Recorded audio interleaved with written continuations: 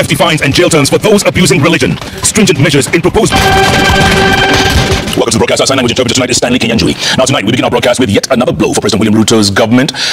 The Court of Appeal has rendered the Finance Act 2023 unconstitutional, null and void for failing to consider views of the public on various sections. Now the three-judge bench of Justices Katharima Minotti, Agnes Murgor and John Motivo found that Parliament failed to follow laid-out procedure of legislation by introducing new sections without conducting public participation on them. This now means that the government could face difficulty in raising nearly 300 billion shillings to finance the national budget. Let's begin our broadcast with our very own Sam Gitu. It's been a season of setbacks for President William Ruto's administration over the last 1 year. Most of the regime's decisions challenged and defeated in court. In the Finance Act of 2023, enacted in June last year, the Electronic Tax Invoice Management System, ETIMS, was introduced for business persons. The law made changes to the management of value-added tax while raising the VAT on fuel. The law also introduced new tax bans on pay-as-you-earn. All these have now been rendered unconstitutional. The VAT on fuel was revised from 8% to 16%, raising fuel prices in the country. On the pay-as-you-earn, the government introduced a higher taxation for persons earning over 500,000 shillings per month, attracting up 32.5% of tax. For those earning above 800,000 shillings per month, the maximum tax was raised to 35%. This too has been rendered unconstitutional. The High Court last year had declined to find the pay-as-you-earn revision unconstitutional, saying it was a policy matter that the court did not have jurisdiction over. The Court of Appeal disagreed with the High Court. The government intended to raise up to 311 billion shillings from the Finance Act 2023. According to the Kenya Revenue Authority, revenues rose by 241 billion shillings in the year between July 2023 and June 2024, partly due to the Finance Act 2023. According to the three-judge bench, there are several sections in the Act that were introduced way after public participation on the original bill. The court says they are unconstitutional, null and void, for the reason that the new sections were never subjected to fresh public participation. The court found that the new sections were enacted in total violation of the constitutionally laid down legislative path. The court's decision reads in part, accordingly, we hereby issue a declaration that the enactment of the Finance Act 2023 violated Articles 221A and 221 of the Constitution, as read with sections of the Public Finance Management Act, which prescribes the budget-making process, thereby rendering the ensuing Finance Act 2023 fundamentally flawed and therefore void ab initio and consequently unconstitutional. The decision on the Finance Act 2023 comes hot on the heels after President Ruto withdrew the Finance Bill 2024, which Parliament subsequently deleted all the clauses. That decision cost the government a projected 344 billion shillings in revenue. The Court of Appeal's decision on the Finance Act 2023 could lead to a further loss of revenue of up to 300 billion shillings. This House is law-abiding, and therefore, if the fallback position that we will have is the revenue-raising measures for 2 years ago, it therefore means we also have to adjust our expenditure to be that of 2 years ago, Honorable Speaker. When I read that judgment this afternoon, Honorable Speaker, I was left wondering and asking myself, does it mean then that all acts of parliament passed by this House post-2010 then are also a nullity in law and unconstitutional? The court, however, declined to issue orders for tax refunds, saying it was never a question for consideration at the High Court. The judges added that once laws have been passed by Parliament, they are presumed constitutional until the moment they are found not to be by the courts. As to the housing tax, the judges found that since a new law, the Affordable Housing Act of 2024, has since been enacted, the provisions of the housing tax in the Finance Act 2023 was no longer an issue. Sam Gituko, Citizen TV, Nairobi. All right, Gitux, thanks so much for that. On to the cabinet vetting, and the ghosts of alleged fraud in Kakamega County during Wycliffe Ambetsa Oparanya's tenure have come back to haunt him, as EACC has disapproved his nomination to the cabinet by President William Ruto on grounds of having questions to answer on graft. EACC, in a reply to a letter of inquiry by the National Assembly Clerk Samuel Njoroge on the integrity of the CS nominees by President William Ruto, has indicated that Oparanya has a case to answer. Our political affairs reporter, Mbuta Oletenges reports. The Honorable Wycliffe Ambetsa Oparanya, Ministry of Cooperatives and Micro, Small and Medium Enterprise Development. It may not be easy sailing for Wycliffe Ambetsa Oparanya, the cooperatives and MSMEs nominee, as there are waves that could potentially end his journey to the cabinet. A letter written to the clerk of the National Assembly by EACC, seen by Citizen TV, dated 29th July 2024, casts a shadow over his nomination, elaborating that Oparanya's integrity is wanting. EACC saying it conducted investigations on allegations of corruption against the nominee for offences committed during his tenure as governor of Kakamega. EACC adding that it filed for preservation orders against Oparanya's assets, where he is suspected to be in possession of proceeds of corruption arising from conflict of interest, and that the matter is still pending in court. The letter by EACC is a response to a different letter written by the clerk of the National Assembly, Samuel Njoroge, seeking to have a background check on integrity matters from the EACC on the nominees. While Integrity Center has cleared all the other nominees, Oparanya is facing a blockade from the findings by EACC.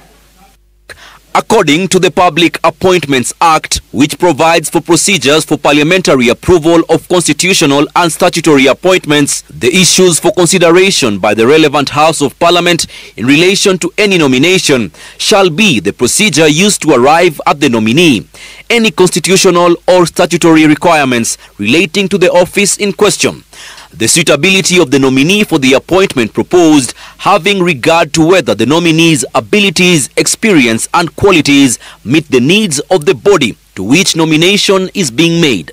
The Constitution in this case mandates the EACC to implement provisions of Chapter 6 of the Constitution on leadership and integrity, to give direction on the suitability of the nominee on integrity issues. The information by EACC will now be at the disposal of the vetting committee as the processes for cabinet secretaries commences Thursday. Oparanya's day before the committee is on Sunday. He is off to a faulty start as Kenyans call for the committee on appointments to be strict and unforgiving towards leaders with integrity issues. The fourth quarterly report of 2023 by EACC exposed kickbacks worth 2.2 billion from 6 companies which were awarded 60 contracts by the Kakamega County government. The report also highlighted that the former governor leased his land to the county government and was paid over 56 million shillings, a case of conflict of interest. Melita Oletenges, Citizen TV, Nairobi. All right, that was Melita, not Mbuta there. Oletenges, thanks so much for that. Now, it's all systems go as President Ruto's cabinet secretary nominees undergo vetting from Thursday morning in Parliament.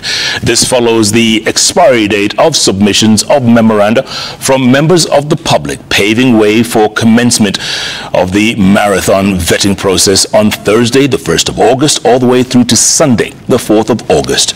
Our very own Seth Olale has more details of the proceedings. Interior Cabinet Secretary nominee Kithure Kindiki will be the first to take the hot seat at 8 a.m. on Thursday. This will be the second vetting for President William Ruto's pick by the National Assembly Committee on Appointments, chaired by Speaker Moses Wetangula, since being appointed to serve in the same docket in September 2022. Kindiki, who was part of President Ruto's legal team when he appeared before the International Criminal Court at The Hague, is expected to address, among other issues, his involvement and conduct of police during the Gen Z protest that resulted in the deaths of at least 60 protesters, as well as forced disappearance and abductions, alongside the Kenya Police Haiti mission. Health Cabinet Secretary nominee Deborah Mlongo is expected to appear before the Appointments Committee at 10 a.m. The medical doctor, with 15 years of specializing in internal medicine and infectious diseases, is expected to convince the parliamentary committee on how she will fix critical issues in the health docket, including posting of medical interns and implementation of the Social Health Insurance Fund, which has faced legal setbacks. Alice Wahome, the Cabinet Secretary nominee for Lands, Public Works, Housing and Urban Development, makes a comeback before the vetting committee after initially being appointed as Water Cabinet Secretary by President Ruto in September 2022.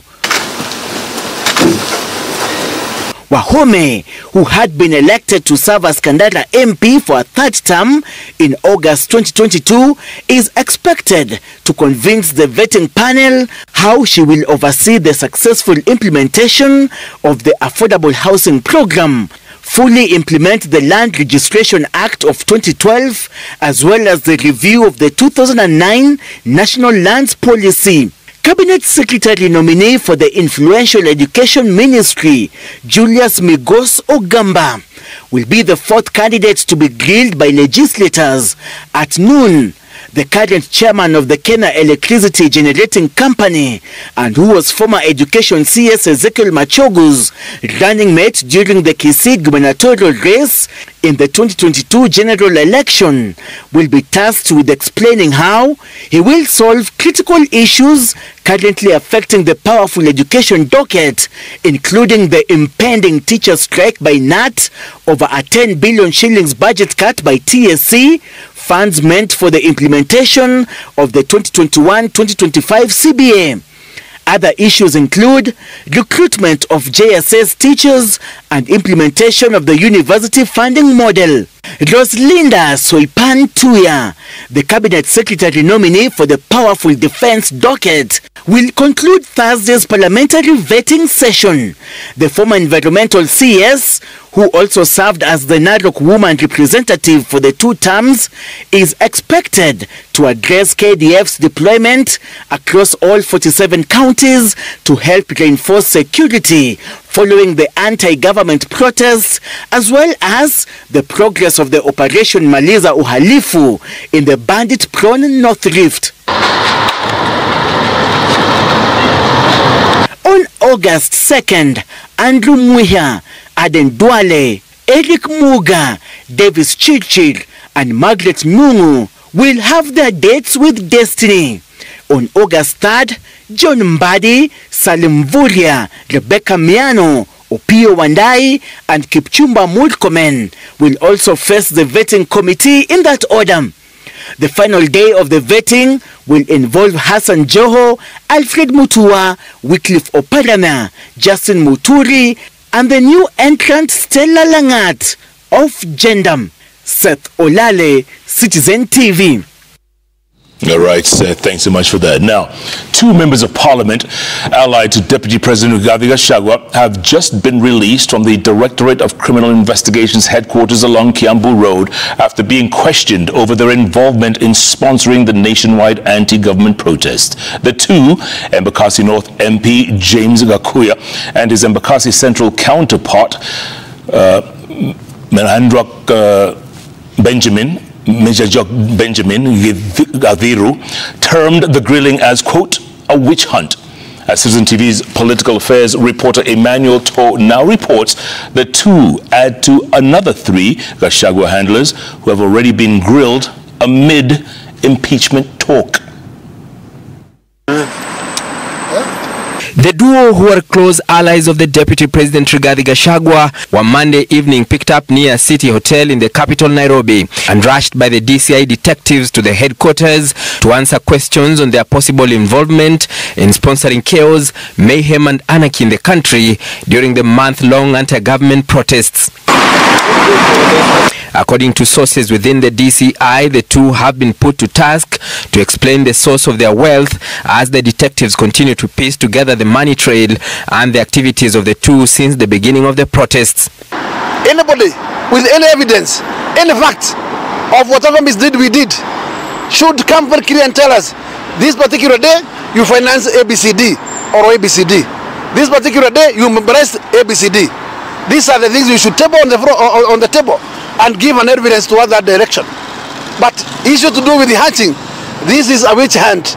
They have also asked whether we were buying t-shirts and water, of which I believe that this is just political and they are just politicking.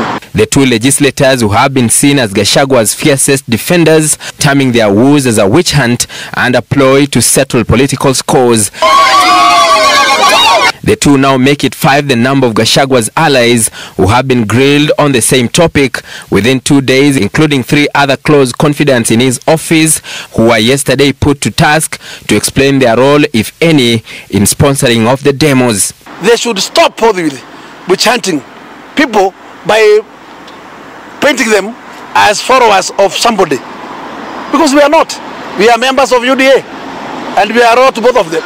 They have summoned us because we are supporters of the Deputy President. We are asking, when did we have 2 parties or 2 leaders? Because we know about the President and the Deputy.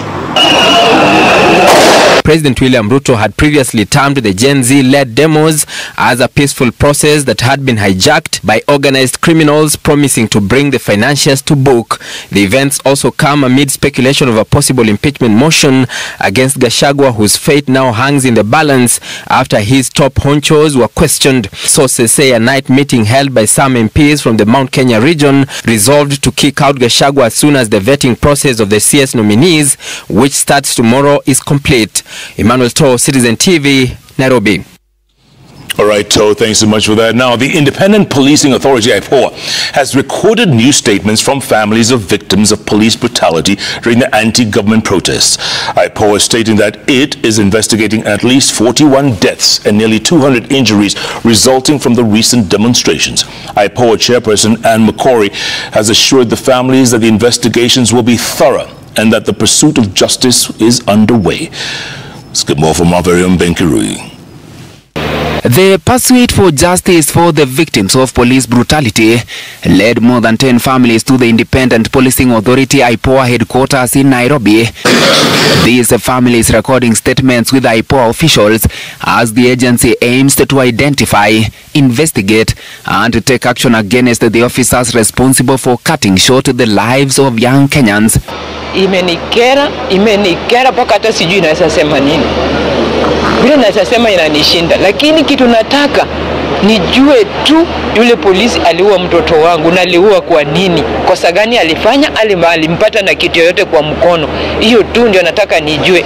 Mimi sina imani na polisi kabisa. Tuseme IPOA kidogo, sababu jeni wananipatia hopes, napata haki. Although most of these families have already buried their loved ones, they say closure will only come when justice is served. Tulikuwa tunataka justice, sio hata kama sio hii pesa, si tunataka justice ili serikali isirudi kuua watoto wengine. Ndio tunafuatilia. Eric alikuwa kijana mpole, alikuwa anapenda kazi yake, na Eric aliuawa na gunshot. Alipigwa risasi huku nyuma ikatokea na huku mbele. Ruto anambie kama mkubali watoto wauliwe tu hivyo bila makosa, ni sawa kwake ama iko namna gani? Jumi kwangu nasikia vibaya sana. Ruto hajaniongelesha, anambie kwa nini mtoto wangu aliuliwa. We know there is the issue of witnesses, so So we are in touch with the families. We have managed to talk to them. They are ready, willing to record statements. We have also obtained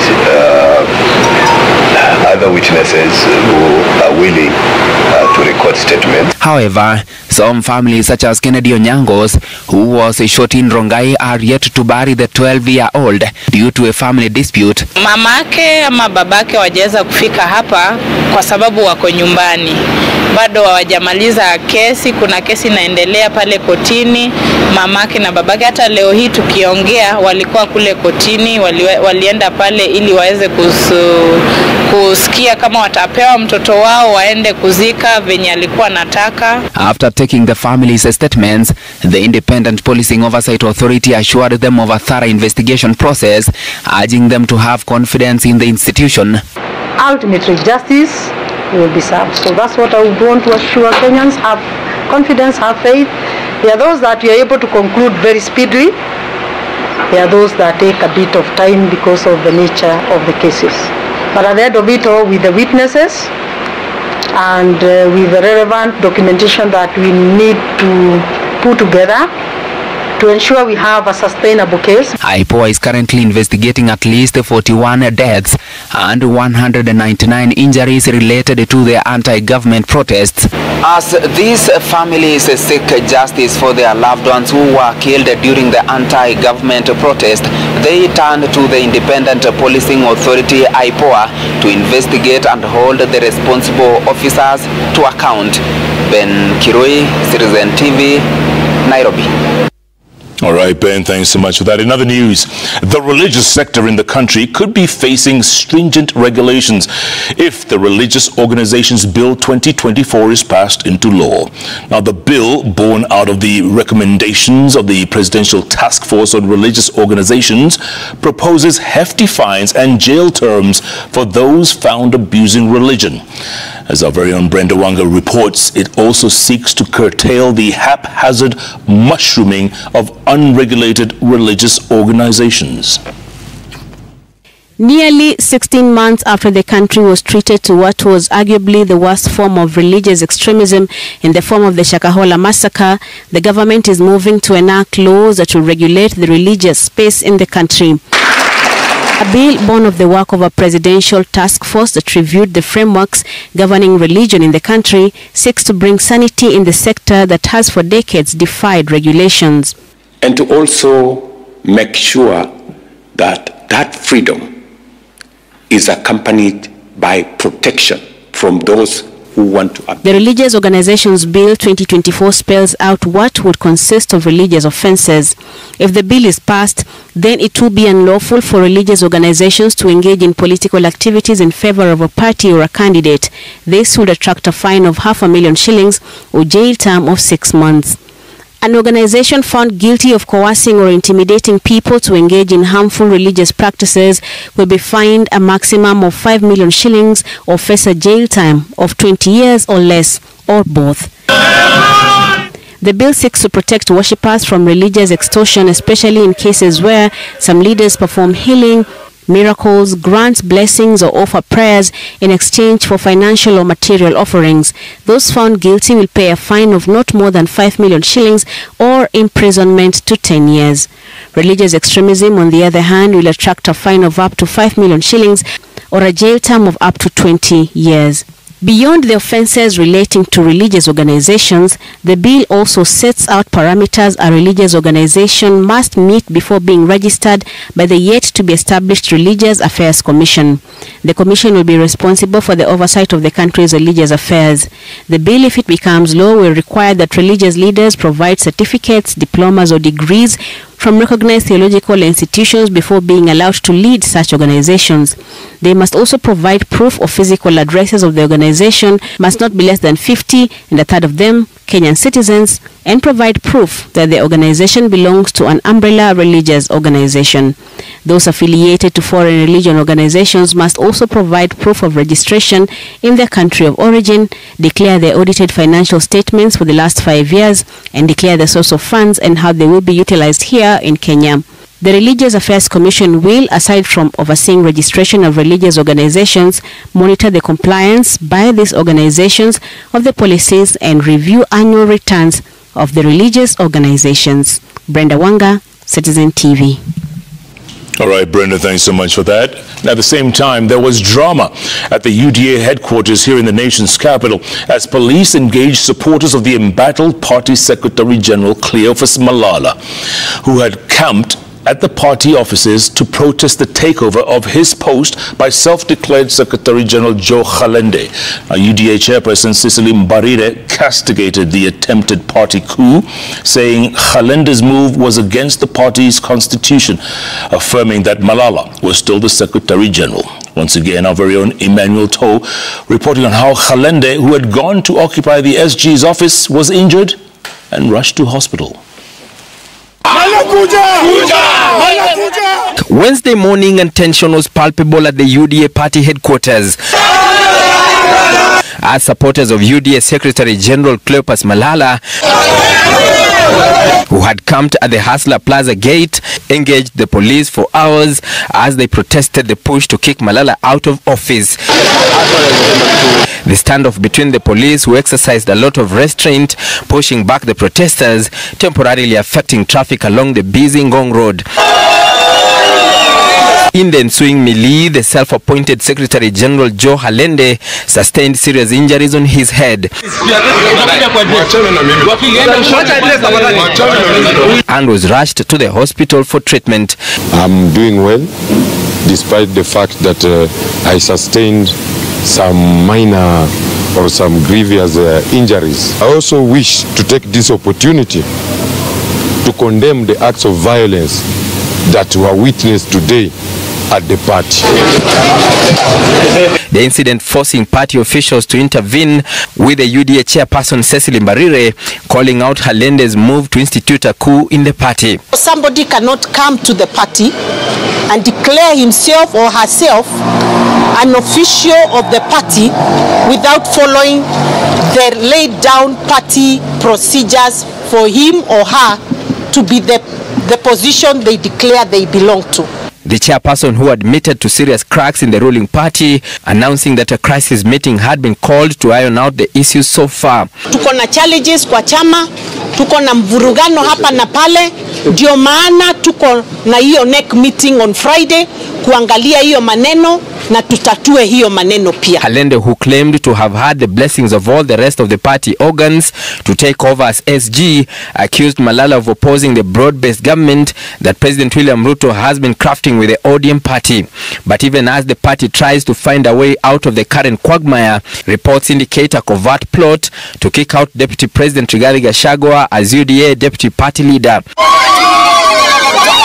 The highly placed sources indicate that Malala reportedly declined to institute proceedings against the deputy party leader, a move that will have set the ball rolling on a possible impeachment motion of Gachagua as deputy president. The fate of the wrangles within the UDA party is now expected to be resolved by the National Executive Committee meeting slated for Friday this week, as the party tries to find a way out of the current situation only 2.5 years after occupying power. Emmanuel Toh, Citizen TV, UDA headquarters, Nairobi. All right, Toh, thanks so much for that. Now, at the same time, Raila Odinga's Orange Democratic Movement has elevated Suna East MP Junet Mohammed to the position of minority leader in the National Assembly, replacing Opio Wandai, who has been picked as a cabinet nominee. Now, Suba North lawmaker Mirio Diambo takes up the whip position. ODM Central Committee meeting resolved to quickly field the vacant positions of the party left behind following the resignation of top party officials who joined the government. We get more from our very own Stephen Litto. This was their last bite of the orange. Ali Hassan Joho, Wycliffe Oparanya, Opio Wandai, John Badi and Beatrice Askul, who joined ODM Party's Central Committee meeting, where they tendered their resignation awaiting their vetting starting Thursday. That the party has officially released its officials who were recently tapped by President William Ruto for national duty as cabinet secretaries.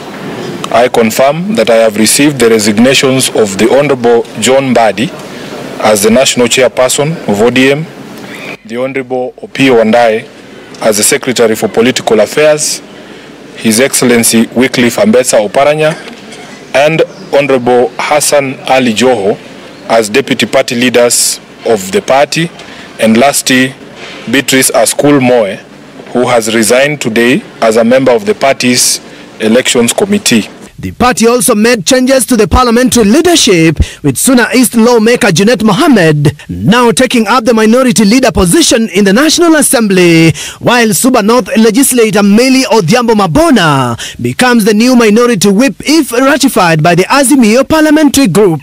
Saboti Member of Parliament Caleb Amisi replaces John Mbadi in the Power for Public Accounts Committee, becoming the new audit boss in the National Assembly. With the exit of the party's top brass, Orange House is seeking them, with the race for the positions already at the fever pitch. The battle to replace the two deputy party leaders has attracted Mombasa Governor Abdul Samad Sharif Nasir, Kisii Governor Simba Arati, and Homa Bay Governor Gladys Nyasuna Wanga. While Swamad is seeking to solidify his coastal support, Gladys Wanga and Simba Arati are squaring it out, both being Raila Odinga's loyalists from Nyanza region. Odinga spent the better part of Monday, Tuesday and Wednesday in Mombasa in the company of Simba Arati and Governor Nasir. I think the orange must remain bright. We hope that the party continues to remain vibrant. We recruit new members. We continue the registration exercise that has been going on. We build up the party. We bring in young people into the party. We'll make sure the party is strong to compete with Kenya Kwanza then, when times comes. But for the time being, we have rented them, our soldiers, because indeed they have realized they did not have the capacity, as it were, for them to lead the country. Therefore, the brains in our party, if they can help the country to move forward, so be it. And the structure of ODM has been is in such a manner that it is to last not for purposes of individuals, but to last for purposes of Kenyans. Treasury CS nominee John Mbadi was the party's national chairman, a position that is now being eyed by... All right.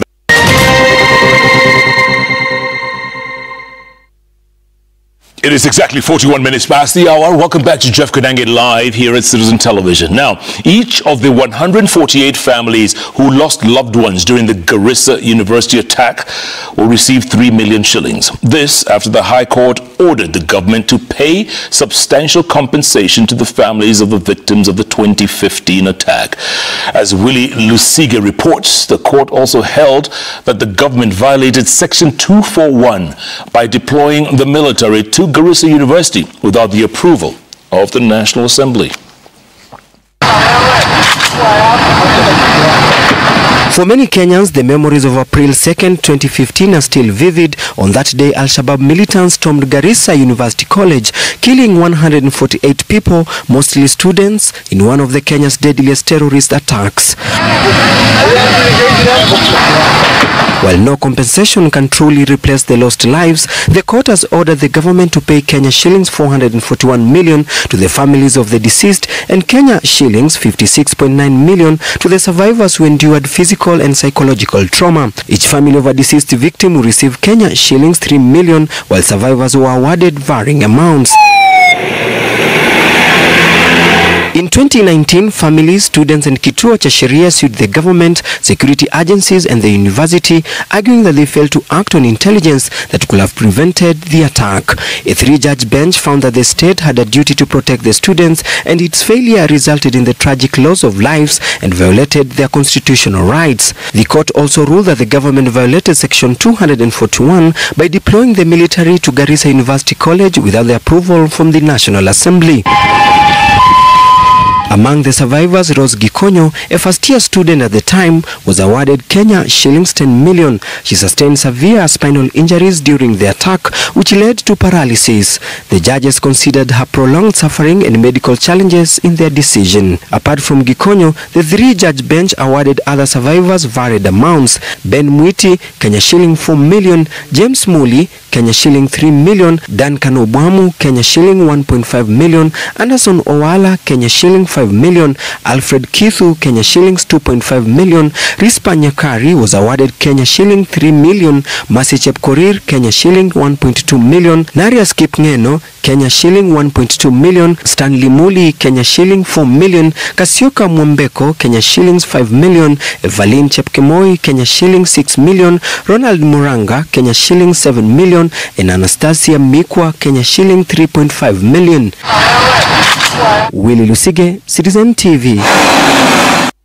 All right. At the same time, the High Court has today ruled that retiring governors and their deputies are not entitled to a defined pension scheme.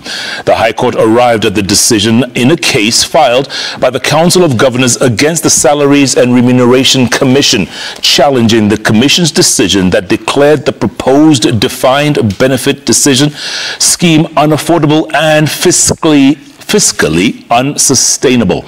Justice Lawrence Mugambi, in his decision, asserted that if implemented, the proposed scheme would disproportionately be burdensome for successive governments, leaving little resources for development and service delivery.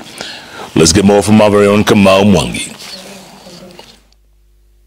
The High Court decision delivered by Justice Lawrence Mugambi is a relief for government. Governors sought to compel the government through the Salaries and Remuneration Commission (SRC) to pay them over 2.3 billion Kenya shillings annually in retirement packs. Justice Mugambi found that compelling the salaries body to provide governors and their deputies a defined benefit scheme would amount to usurping the Commission's mandate. Notwithstanding the ripple effects the scheme would have on other state officers if implemented, at the same time depriving the country of resources meant for development and service delivery. The Council of Governors had specifically cited the lack of benefits for them and their deputies as discriminatory and wanted a scheme to take care of their packs, as is the case with state officers at the national government level, notably retired presidents, their deputies, speakers of both houses of parliament, as well as former chief justices and their deputies, arguing that there is no doubt that deputy governors have been left out in regards to housing benefits. No reasonable and acceptable reason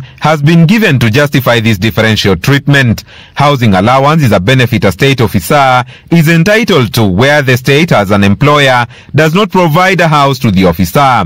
They're entitled to remuneration and benefits, which should include housing allowance. However, SRC was quick to remind the county bosses of the existence of a gratuity scheme paid to them at the end of their tenures at a rate of 31% of their annual basic pay for every year served, and how the proposed scheme would come to burden their successors, who would bear the burden of underwriting the cost of a lifetime benefit at the expense of development. SRC advising the county bosses to opt for personal contributory benefit schemes. Governors and their deputies were seeking a lifetime monthly pension of Kenya shillings 739,000 and 700,000 respectively. Besides the monthly pay, they were also seeking a lump sum payment equivalent to their 1-year pay, a 3,000cc 4-wheel drive car, fuel allowance, a driver, a personal assistance and a medical cover for local and overseas treatment. Kamau Mwangi, Citizen TV.